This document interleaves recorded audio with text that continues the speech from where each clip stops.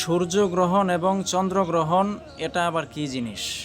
এটা আধুনিক বিজ্ঞানের কোনো আবিষ্কার নয়, বরং আরও 1450 বছর পূর্বে নবী করিম সাল্লাল্লাহু আলাইহি ওয়াসাল্লাম আমাদেরকে এই সূর্য এবং চন্দ্র গ্রহণ সম্পর্কে তথ্য দিয়েছেন। সুবহানাল্লাহ।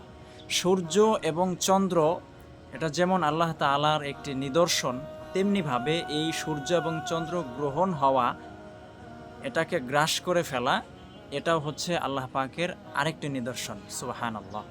সূর্যগ্রহণটা আসলে কি জিনিস?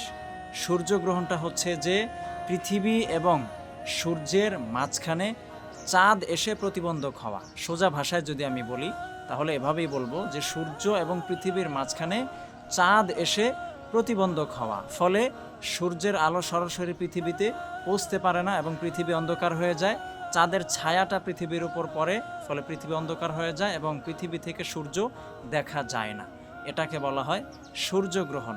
চন্দ্রগ্রহণ হলো সূর্য এবং চন্দ্রের মাঝামাঝি পৃথিবী এসে প্রতিবন্ধক হওয়া, অর্থাৎ সূর্য এবং চন্দ্রের মাঝখানে যখন পৃথিবী গ্রহ চলে আসে তখন সূর্যের আলো সরাসরি চন্দ্রে লাগতে পারে না, ফলে চন্দ্র অন্ধকার হয়ে যায় এবং পৃথিবী যদি এই দুই গ্রহ সূর্য এবং চন্দ্রের মাঝামাঝি কিছুটা আসে তখন অর্ধেক বা আংশিক চন্দ্রগ্রহণ হয়, কিংবা যদি পূর্ণ মাত্রায় সোজাসুজি চলে আসে তখন সেটা পূর্ণ গ্রাস হয়ে যায়, পূর্ণ চন্দ্রগ্রহণ হয়ে যায়। আমি ছোট্ট করে আরও একটি উদাহরণ দিতে চাই যে ধরুন আপনি এবং আপনার বন্ধু দাঁড়িয়ে আছেন সামনাসামনি, তখন আপনাদের দুইজনের মাঝখানে যদি আরেকজন এসে দাঁড়িয়ে যায় তাহলে তার পিছনে যে আছে আপনি তাকে দেখতে পাবেন না, এটাই স্বাভাবিক। হয়তো আংশিক দেখবেন অথবা একবারেই দেখবেন না। তো চন্দ্র এবং সূর্যের যে গ্রহণের যে ব্যাপারটা, এটা ঠিক ওই রকমই।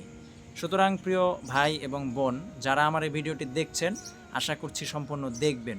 রাসূলুল্লাহ সাল্লাল্লাহু আলাইহি ওয়াসাল্লাম একটি হাদিসের মধ্যে বলেছেন, হাদিসটি সহিহ বুখারীতেও আছে এবং সহিহ মুসলিমেও আছে, যে নবীজি বলেছেন যে কারো জন্ম এবং মৃত্যুর কারণে এই সূর্যগ্রহণ এবং চন্দ্রগ্রহণ হয় না।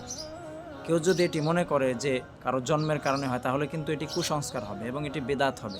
আল্লাহ রাসূল সাল্লাল্লাহু আলাইহি ওয়াসাল্লাম হাদিসের মধ্যে নিষেধ করেছেন এবং তিনি বলেছেন যে করণীয় কী এ সম্পর্কে নবীজি হাদিসের মধ্যে বলেছেন যে তোমরা যখন দেখতে পাও চন্দ্র এবং সূর্যগ্রহণ হয়েছে তখন তোমরা বেশি বেশি করে সালাত আদায় করো এবং তোমরা জিকির করো এবং দোয়া করো। আল্লাহ রাসূল সাল্লাল্লাহু আলাইহি ওয়াসাল্লাম আমাদেরকে শিক্ষা দিয়েছেন।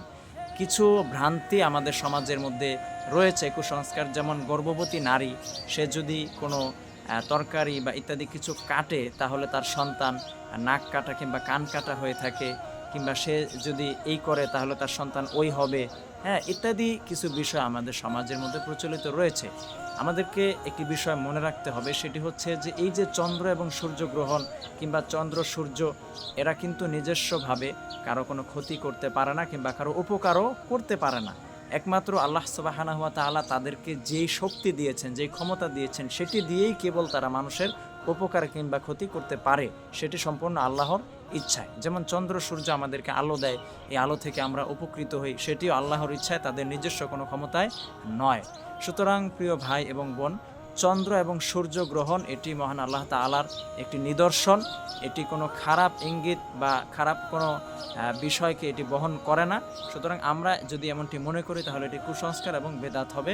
গর্ভবতী নারীদের কোনো ক্ষতি করে না এবং এই টাইমে অমুক কাজ করা যাবে না, এই কাজ করা যাবে না, সেই কাজ করা যাবে না, এমন কোনো নিয়ম নীতিও হাদিসে রাসূল সাল্লাল্লাহু আলাইহি ওয়াসাল্লাম আমাদেরকে বলেননি।